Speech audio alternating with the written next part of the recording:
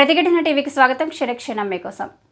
రాష్ట్రపతి ద్రౌపది ముర్ము బాలరాముడిని దర్శించుకునేందుకు ఈ రోజు అయోధ్య చేరుకోనున్నారు. రాష్ట్రపతి ముందుగా హనుమాన్ గర్హికి చేరుకొని సందర్శిస్తారు. ఆమె దాదాపు 4 గంటల పాటు అయోధ్యలో ఉండనున్నారు.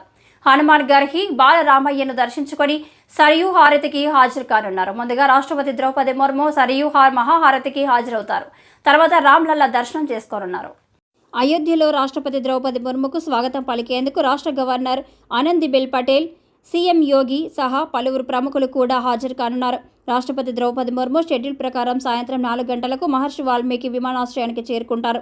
అనంతరం విమానాశ్రయంలో రాష్ట్ర గవర్నర్ ఆనందీబెన్ పటేల్ ఆమెకు స్వాగతం పలుకుతారు. సాయంత్రం 4:50 హనుమాన్ గర్హి ఆలయానికి వెళ్లి దర్శనం చేసుకుని పూజలు చేయనున్నారు.